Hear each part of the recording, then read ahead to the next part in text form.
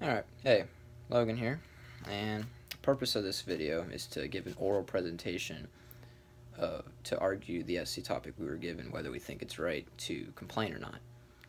And I say that circumstances that people should speak out against are when you got physical distress or when lives are in danger. So, my first claim is that when people find themselves in physical distress, they should definitely speak out for sure. And an example of this comes in the William Buckley article when he's in the boiling hot train car and all the passengers are suffering. You know, and it's in the middle of winter, they're all in their winter garb, and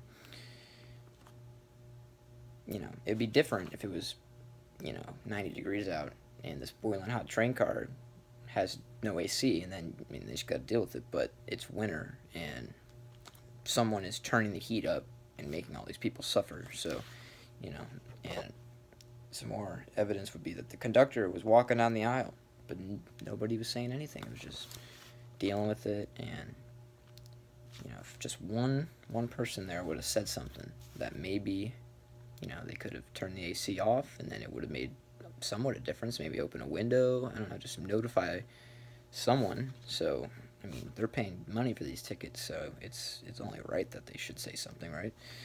And my second claim would be that when lives are in danger, you got to speak up because as an example, Kitty Genevieve's article, there's a quote from the police that said if they had just been called when he first attacked, the woman might not be dead now. And I think that's huge because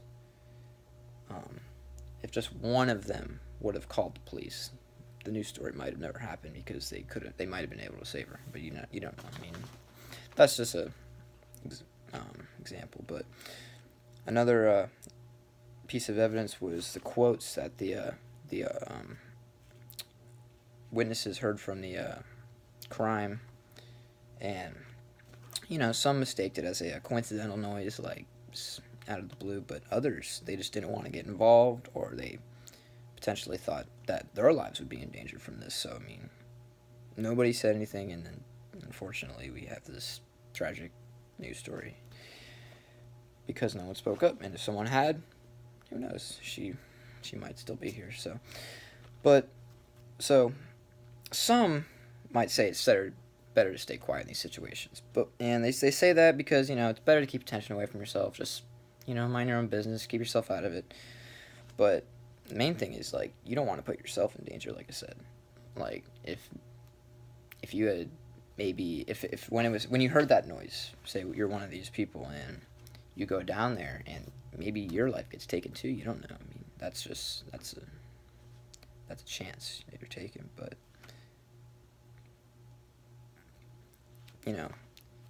with that being said, I refute this by saying that it prevents the ability to get something done when you don't speak up. Because if there's some kind of injustice, no one says anything, nothing's gonna get done. Hot train car, nobody says anything, it's still gonna be a hot train car. That's just how it is.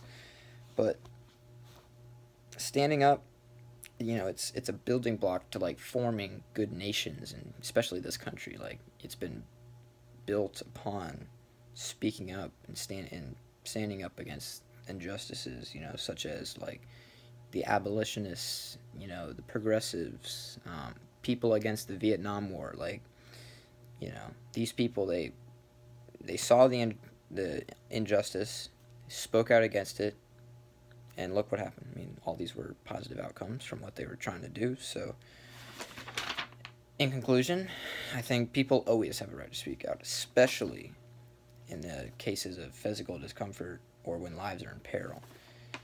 Because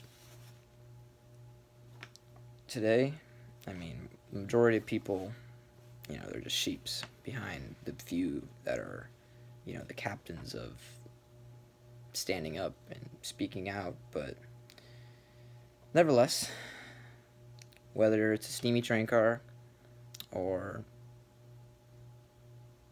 suspects of a murder, it is a duty of all people to ensure good quality life. So speaking out is key for for these kind of things. Like, I mean, what if your life was in jeopardy? What would you do? And people just ignored it. I mean, that's just all right. Thank you for listening. That's my oral presentation. All right.